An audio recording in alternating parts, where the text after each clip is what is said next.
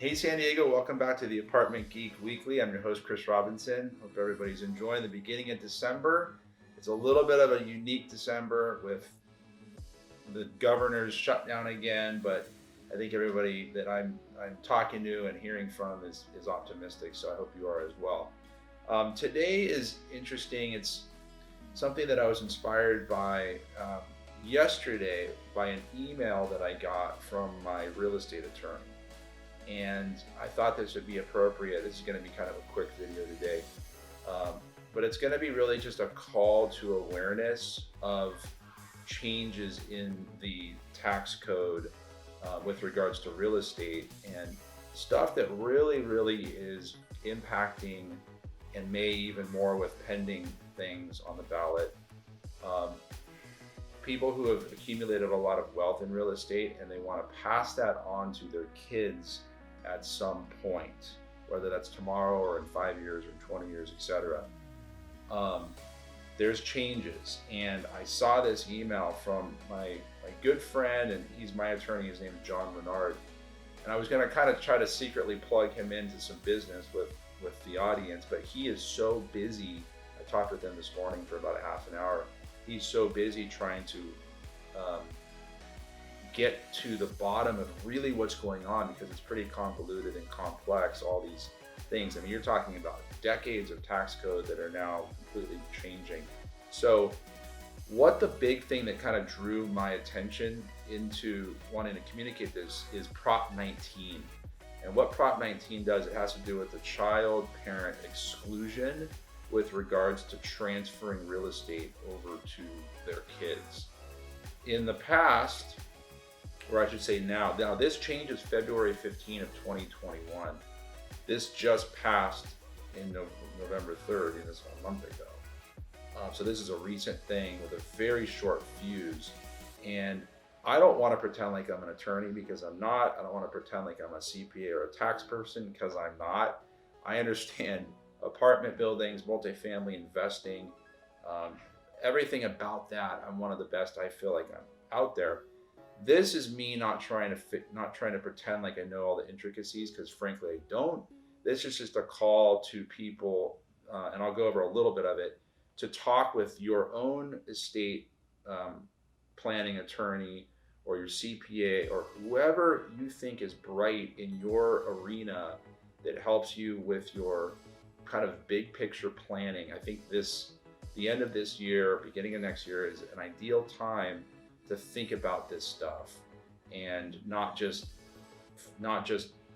think about it and then maybe something comes and bites you in the butt down the road. So I think it's a good time to do this. Prop 19, up until this coming February 15, allows parents to transfer over a primary residence over to their children. The tax basis stays the same. This all changes after February 15. Apparently, there is a limit. It looks like there's $1 million limit or $2 million for a married couple transferring over a home to their children. We live in San Diego, and there's areas like Point Loma and Coronado where homes are worth a lot more than $2 million. So there's all these caveats now where if the value of the home is more, then there's going to be a reassessment on property taxes. And there's some other stuff where the kids have to live in the residence for within 12 months after the transfer. There's all kinds of new fine print that's coming into play here. Again, I'm not a pro at it. I'm just trying to call people to the changes here with regards to taxes and real estate. So that's a primary residence if the parents want to transfer that over to the kids. The other real property, and I'm going to read quote unquote here, because I'm just taking this from the email I got. With regard to property other than a primary residence, after February 15, 2021, such property can no longer be transferred to children without triggering property tax reassessment. That's big. This is a really big deal. And prior to this, this will change February 15. A parent could transfer over any other property other than a primary home. So this is a major deal, and I thought it was especially important to talk about this because Biden's in office, and it depends a lot about what happens in Georgia, because that's a whole nother discussion. But if there's not a split government, for lack of better words to describe it, then there could be a lot more issues with regards to parents transferring wealth to their kids, or wealth without property tax reassessment, etc. There's a lot of talk about the estate tax exemption going away. That's something that Biden's proposing, or his office is proposing. There's a number of issues that are coming up. And we're starting to see some people, some real estate owners of apartments go, you know what, I'm fed up with this stuff. I'm out. I'm gonna cash in, pay my tax, and then figure out what to do with my money, my liquidity, or my liquid cash. So if I'm an owner and I've got kids, or I've got heirs, and I want to preserve what I've built over all these 10 years or 100 years, whatever it is, then talk to whoever it is that you trust in your circle.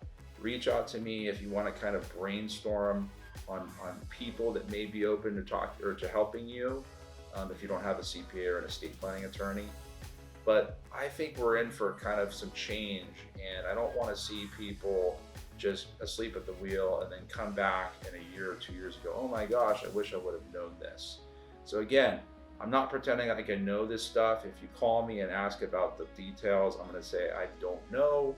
I'm just going off of a page-and-a-half email that I read because I'm a client of John's, and I'm going, gosh, I want to help people, and I want to bring this to your awareness. So that's pretty much it for this episode. We're at the end of 2020. Today is the 10th. Yeah, today's the 10th.